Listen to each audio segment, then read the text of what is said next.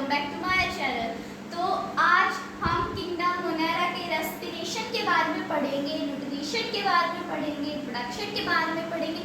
यानी कि जैसे पिछली वीडियो में हमने किंगडम मोनेरा का मोटा मोटा देख लिया, उनके कैरेक्टर्स के बारे में देख लिया था, शेप के बारे में पढ़ लिया था।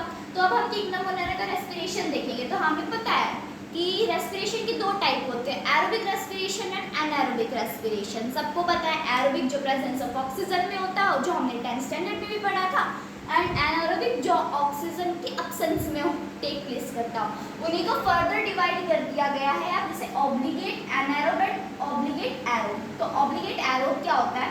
ऑब्लिगेट का मतलब होता है हमारे पास स्ट्रिक्ट, एंड एरोब का मतलब होता है प्रेजेंस ऑफ ऑक्सीजन, यानी कि वो बैक्टीरिया जिनको स्ट्रिक्ट एरोबिक कंडीशन रिक्वायर हो सकते हैं। जैसे कि यहाँ भी लिखा है they require strict aerobic condition, क्योंकि ये अनएरोबिक कंडीशन यानी कि अब्सेंस ऑफ ऑक्सीजन में बिल्कुल भी सर्वाइव नहीं कर सकते। अगर इनको थोड़ी सी भी लैक ऑफ ऑक्सीजन मिली तो इनकी डेथ होना स्टार्ट हो जाती है। फिर दूसरा आता है हमारे पास ऑब्लिगेट एनारोब। वही ऑब्लिगेट का मतलब हमारे पास स्ट्रिक्ट, एंड एनारोब का मतलब अभी हमने बताया था अब्सेंस ऑफ ऑक्सीजन, यानी कि इनको स्ट्रिक्ट एनारोबिक कंडीशन चाहिए।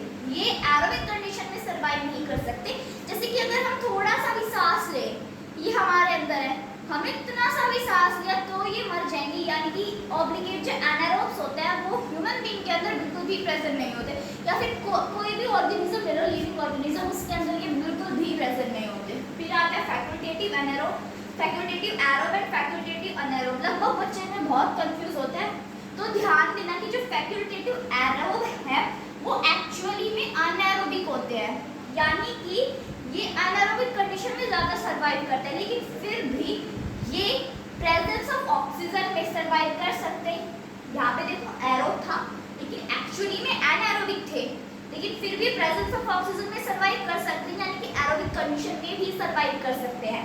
वैसे ही फैकल्टेटिव एनारोब एक्चुअली में एरोबिक है, फिर भी अब्सेंस ऑफ ऑक्सीजन में सर्वाइव कर सकते हैं। ध्यान रखना, कंफ्यूज मत होना। फैकल्टेटिव एरोब एक्चुअली में एनारोबिक होते हैं, बट फिर भी अब प्रेजेंस ऑफ ऑक्सीजन में सर्वाइव, प्रेजेंस ऑफ ऑक्सीजन में सर्वाइव कर सकते हैं। फैकल्टेटिव एनारोब एक्चुअली में एरोबिक होते हैं, बट फिर भी अब्सेंस ऑफ ऑक्सीजन में सर्वाइव कर सकते हैं।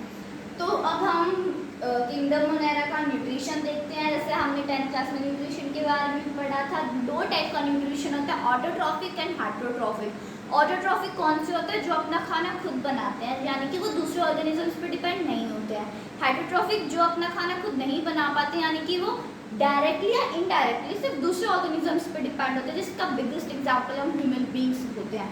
उसी को जैसे, और हमें ये भी पता है कि ऑटोट्रॉफिक जो होते हैं वो अपना खाना खुद बनाते हैं, यानी कि ऑर्गेनिक फॉर्म को इनऑर्गेनिक फॉर्म को ऑर्गेनिक में चेंज करते हैं, यानी कि बाहर से सारा मटेरियल ले लेते हैं बनाने का, और फिर उस ग्लूकोज वगैरह अपना जो खाना होता है वो बनाते हैं। हाइड्रोट्रॉफिक को बना बनाया खाना मिल जाता है। उन्हीं को फर्दर डिवाइड करते हुए हमें टाइप्स मिलते हैं ऑटोट्रॉफ में, जैसे photo autotrophic and chemo autotrophic, और ऐसे ही हेटरोट्रॉफ में फोटो ऑर्गेनो हेटरोट्रॉफ बोल सकते हैं, photo heterotroph, chemo organo heterotroph या कीमो हेटरोट्रॉफ।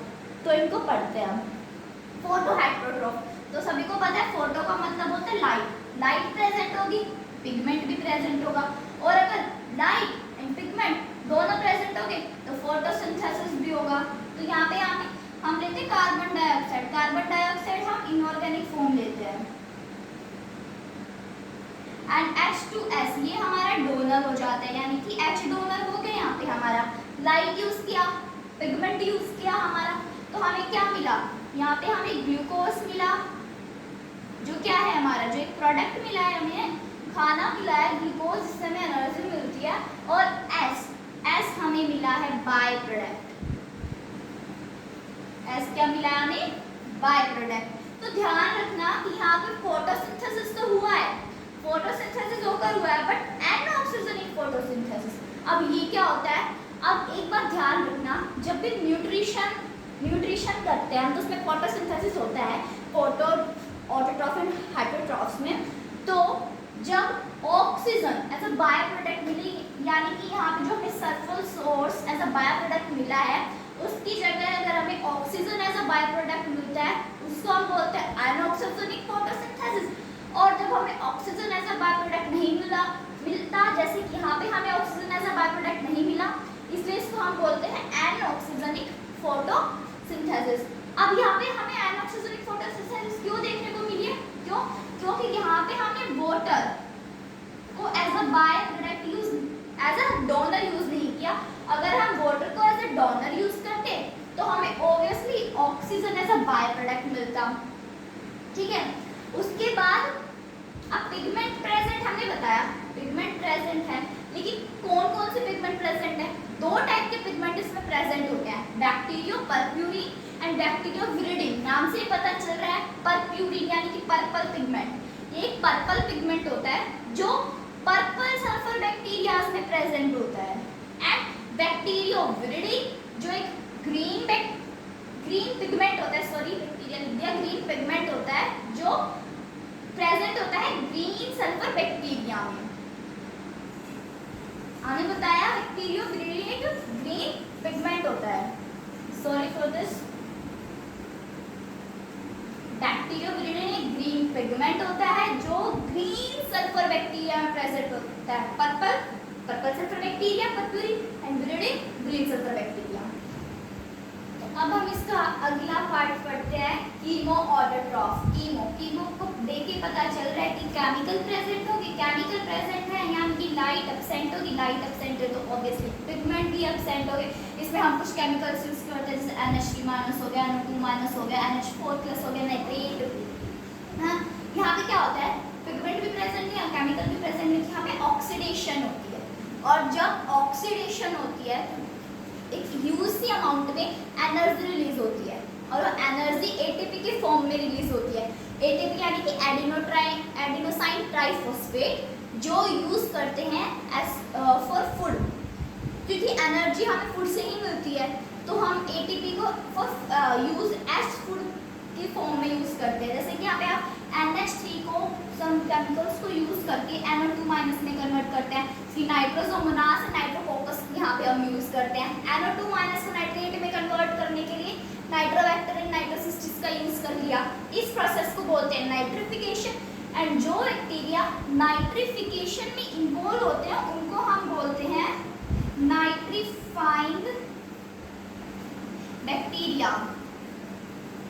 उन बैक्टीरिया को हम बोलते हैं नाइट्रीफाइंग बैक्टीरिया, और ये हेल्प करते हैं न्यूट्रिएंट साइकिल में।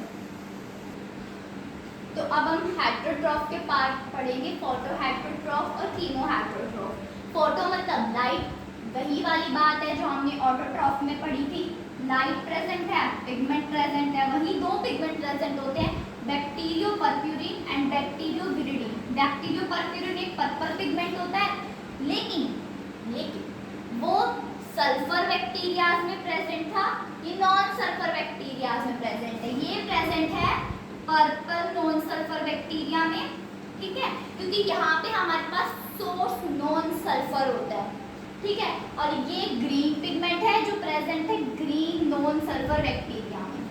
उसके बाद कीमो हेटेरोट्रॉफ देखें तो ये सबसे ज्यादा होता है, फोटो हेटेरोट्रॉफ तो बहुत कम होते हैं, जैसे कि साइनोबैक्टीरिया जो फोटो हेटेरोट्रॉफ होता है बहुत कम होते हैं ये।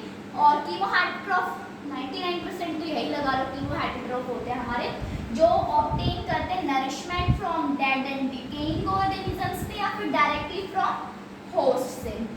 इसका एग्जांपल हो गया पैरासिटिक, सैप्रोफिटिक, सिम्बायोटिक। सिम्बायोटिक मतलब जो एसोसिएशंस बना लेते हैं, मिलजुल के रहते हैं, जैसे कि फ्रैंकाई हो गया, राइजोबियम हो गया। राइजोबियम एक ल्यूबिमिनस प्लांट है जो नाइट्रोजन फिक्सेशन में हेल्प करता है। फ्रैंकाई एक नॉन ल्यूबिमिनस प्लांट है जो भी नाइट्रोजन फिक्सेशन में हेल्प करता है। तो आज हमारा न्यूट्रिशन टॉपिक खत्म हो चुका है। आज हमें रेस्पिरेशन पढ़ा है, न्यूट्रिशन पढ़ा है किंगडम मोनेरा का, और ये वीडियो हम यहीं पे एंड करते हैं, और अगली वीडियो में हम रिडक्शन करेंगे किंगडम मोनेरा के। सो और वीडियोस के लिए मेरे चैनल को लाइक करें, सब्सक्राइब करें एंड बेल आइकन को प्रेस करना ना भूलें। Thank you.